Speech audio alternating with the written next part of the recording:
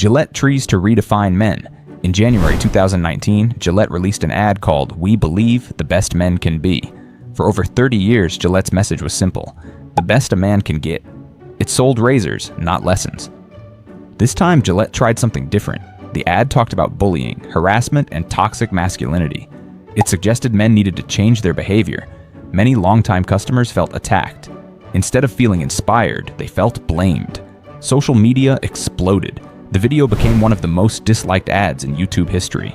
Some people vowed to stop buying Gillette forever. The damage was real. Over the next 6 months, Gillette's sales dropped about 15%, roughly $350 million. Procter & Gamble later wrote down Gillette's value by $8 billion. The lesson is simple: marketing shouldn't lecture your core customers. If people feel judged instead of welcomed, they won't buy no matter how good the message sounds in a boardroom. Bud Light picks a fight with its own audience.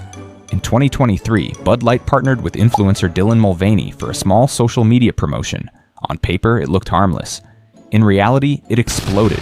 Bud Light's core audience had long been blue-collar, conservative, and traditional. Many saw the partnership as the brand suddenly taking a political side. Calls for boycotts spread fast. Videos of people dumping Bud Light went viral. Bud Light responded slowly, then awkwardly. They tried to calm critics without fully supporting the influencer either. That upset everyone. Conservatives stayed angry. The LGBTQ+ community felt abandoned. The numbers were brutal. Bud Light sales dropped around 30%. AB InBev lost roughly $27 billion in market value. Marketing leadership was fired, and Bud Light lost its position as America's top-selling beer. The lesson: if you take a public stand, you can't half commit. Brands need to know who they are and who they sell to, or risk losing everyone at once. New Coke forgets why people loved Coke. In 1985, Coca-Cola panicked. Pepsi was winning taste tests, so Coke did something unthinkable. It changed its 99-year-old formula. Blind tests said people liked the new taste better. Executives trusted the data. They ignored emotion. When New Coke launched, fans were furious. People hoarded old bottles. They called customer service crying. Some treated it like a national betrayal.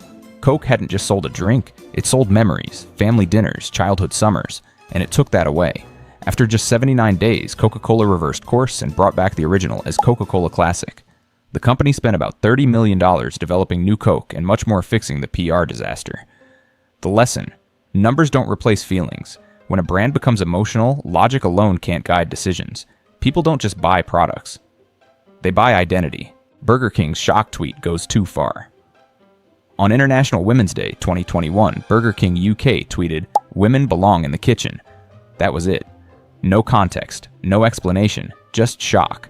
Outrage exploded instantly. People accused the brand of sexism and tone-deaf marketing.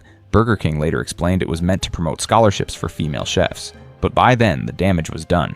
The first tweet went viral. The explanation didn't. Brandwatch reported a 30% spike in negative sentiment. Burger King deleted the tweet and apologized quickly, which helped limit long-term damage. But the moment became a textbook example of social media marketing gone wrong. The lesson is simple: shock marketing only works if the message is clear immediately. On social media, people react fast. If you confuse or offend first, you may never get a second chance to explain. Hoover gives away too much. In 1992, Hoover UK wanted to boost sales. Their idea? Offer 2 free round-trip airline tickets to Europe or the US to anyone who spent over £100 on Hoover products. The response was overwhelming. People rushed to buy vacuums just for the flights. Sales exploded, but profits didn't. Hoover hadn't calculated the real cost. Flights were far more expensive than the margins on appliances. Customers fought for tickets. Lawsuits piled up. Hoover tried to escape the promise. Courts disagreed. The final loss was around $66 million. The promotion nearly destroyed the business and took years to clean up legally. The lesson: promotions must be boring on paper before they're exciting in public. If the math doesn't work at worst-case scale, the campaign is a ticking time bomb. McDonald's tries to be fancy. In 1996, McDonald's decided it had a problem. Adults were growing up. Kids loved the brand, but executives worried older customers wanted something more sophisticated. So McDonald's tried to reinvent itself with the Arch Deluxe. This wasn't just a new burger, it came with an expensive marketing push. Dark, moody ads, serious music, grown-up language. McDonald's spent over $100 million promoting it, and total costs likely reached between $150 and $300 million. Customers were confused. People didn't visit McDonald's for premium food. They wanted fast, cheap, familiar meals. Kids ignored it, adults didn't switch. The burger quietly failed. The lesson was clear. You can evolve, but you can't fight your identity. Marketing can stretch a brand, but it can't make people forget why they came in the first place.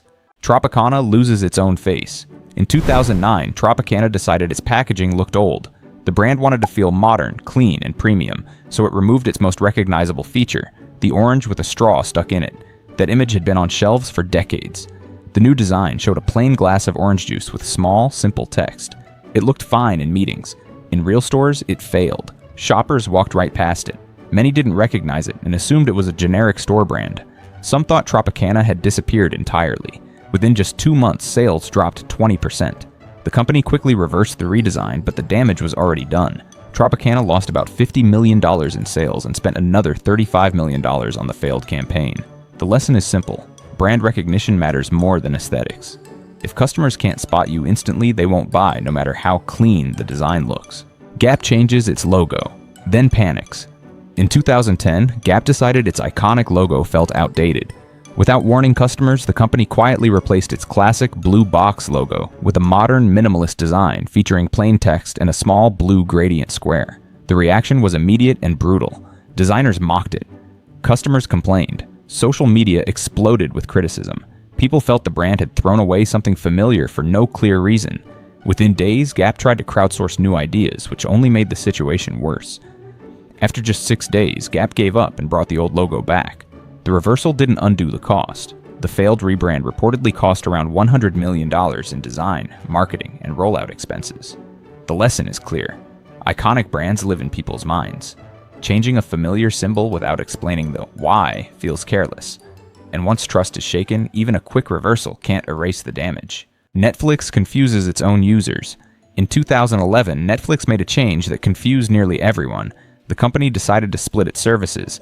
Streaming would stay under Netflix, but DVD rentals would become a new brand called Qwikster. At the same time, prices effectively doubled for customers who wanted both. The rollout was sudden and poorly explained. Users didn't understand why the split was necessary or what value they were getting in return. The name Qwikster sounded strange and forgettable. Frustration spread fast. Within a single quarter, Netflix lost about 800,000 subscribers. Its stock price fell roughly 75% in just 4 months. The backlash forced Netflix to reverse the decision and issue a public apology. The lesson was clear. Customers value simplicity. When change adds confusion and higher costs, loyalty disappears quickly even for a product people genuinely love. Jaguar rebrands without showing cars. In 2024, Jaguar announced a bold reinvention. The brand wanted to go fully electric and launched a new campaign called Copy Nothing. The ads were artistic, abstract, and stylish. There was just one problem. They barely showed any cars. Viewers were confused. Longtime customers didn't understand what Jaguar was selling or when new vehicles would arrive. Instead of building excitement, the campaign created uncertainty. Dealers struggled. Buyers hesitated. The impact was immediate. During the transition, Jaguar effectively paused retail operations in parts of Europe. In June 2024, the brand sold just 49 cars across the region. The lesson is simple. Branding can't replace clarity. Vision matters, but customers still need to see the product. If people don't know what you're offering right now, they won't wait around to find out. If you enjoyed these marketing stories explained, simply hit like, share this video with a friend, and subscribe for more business wins and failures. New videos every week. And tell us in the comments which marketing blunders shocked you the most. Stay tuned for more stories.